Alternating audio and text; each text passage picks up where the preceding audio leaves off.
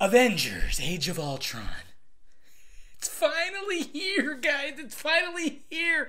And I got to see it today, a week after the rest of the world did. Well, at least, other countries. What's up with that?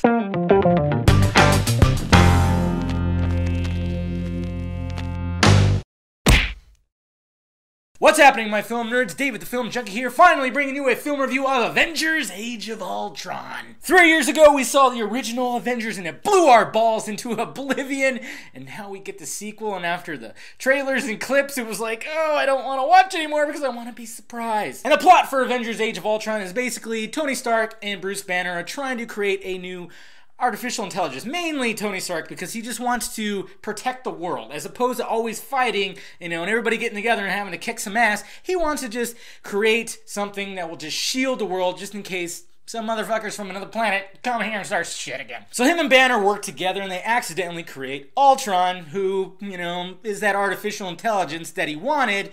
But the thing is, if you're a superior mind, you don't want to have anything to do with human beings because we suck. So he wants to annihilate the human race, and why not? He's a robot, he's a little pissed off, and he's also kind of funny. So the Avengers have to go in there and stop him, and of course there's the added members of Scarlet Witch and Quicksilver who get added to the mix. So how is Joss Whedon going to balance it?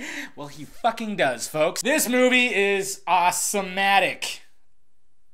That's a word I just came up with. This movie will satisfy your nerd being, guys. Your nerd being, the little kid inside. It's just... This movie's great. The action sequences were fantastic. Shot well. The computer-generated images. Everything was pretty flawless. Just fucking flawless. The chemistry with the team is still there. It's still great. Like, Joss Whedon just knows how to... Okay, there's many times where I'm watching a movie, whether it's a movie like this or a movie like, even a comedy movie, where I go, man, they could have put a funny line in or just something funny right there before they went to the next scene. Joss Whedon does it throughout Avengers 2. And I fucking love that. Joss Whedon just knows how to write dialogue. He knows how to put it in there. And then, of course, the scale of this movie, woo! Yes, the scale is enormous. It's epic. It's everything. The fight scenes, the Hulkbuster and Hulk scene. Oh... Needed a cigarette after that one. See, another thing I was kind of worried about is, like, in the first movie, there was tension within the group, so they fought each other because they didn't know each other's agenda. And it's like, okay, who do I trust you? Who do I trust you? So I was wondering, how is he going to achieve that in this? And yeah, does it very well. I won't tell you because, they'd be giving too much away, but man, tension. James Spader's Ultron was great. It was fantastic. One of the better villains in the Marvel Universe. No one will ever beat Loki, I don't think, but I would say Ultron, second. I thought he was going to be a little more robotic and evil, but he was, like, funny. He had, like, a quick-witted sense of humor, and there's a reason for that, and I'm not going to say why. You do see a little bit of the tension between Cappy and Tony Stark, that's going to eventually set up Civil War. I thought maybe there's going to be a little more, but they're still there, and then, of course, they're always taking shots at each other, especially Tony Stark, because that's just what he does. Thor kicked a lot of ass. Hulk, Bruce Banner, he had his little issue, and then we already know that there was like a little love story thing going on between him and Natasha Romanoff. Wasn't really digging that. I kind of went, this is dragging. Vision!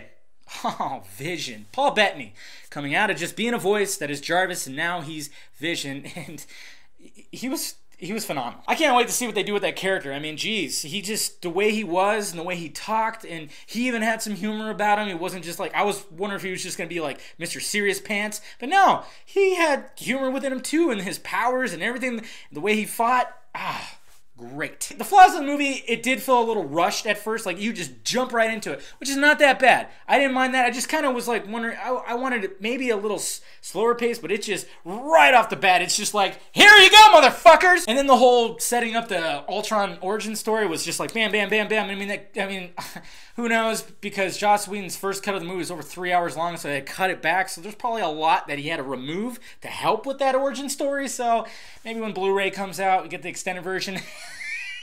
3 hours of awesome. The twins, Scarlet Witch and Quicksilver, were great. I was a little like, what's up with the Russian accents? Didn't really dig the Russian accents at first, but I got over it right away.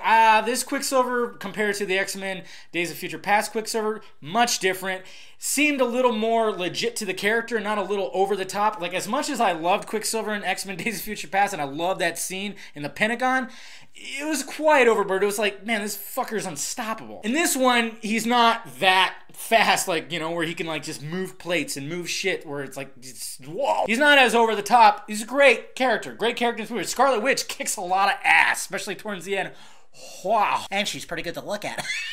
I'm such a guy. So yes, I love this movie, and does it belong on the wall of favorite movies of 2015? You fucking better believe it. Yes, that's right, guys. So let me know if you saw Avengers Age of Ultron down below and what you thought about it. I thought it was great. Like I said, just a couple little flaws, there's actually a little backstory of another character, one of the Avengers, that totally just threw me for a loop. I was like, whoa, really? And I almost didn't like it at first, but I was like, you know what? I liked how I would have just never guessed a lot of this. And, you know, it does focus on their origins. It does focus, there's something that happens within the movie where you get a lot of character development. You get a lot of depth in these characters, which I thought was great, and Whedon did a great job of getting that out there. You just really saw stuff that they're struggling with, where they came from. Good stuff, Joss Whedon. Good fucking stuff. So there's my review of Avengers Age of Ultron, guys. Yes, let me know what you thought of it down below. Also, hit that like, thumbs up button if you'd be so kind. Subscribe to my channel if you haven't already. Subscribe to my other channel too, it's down there. And visit filmjunkie.com for all my videos, guys. All right, I am Dave, the Film Junkie, and this has been a film review of Avengers Age of Ultron. I'm gonna see it again, and probably this weekend, maybe, because I got a friend of mine who wants to see it, and you couldn't see it today, so I might go see it with them, and then I'm gonna do a spoiler review, so be on the lookout for that. We're going to talk about this motherfucking movie. Phenomenal. And I just heard a boom right now. Someone's trying to break into my house. I'm scared, guys. Talk to you later.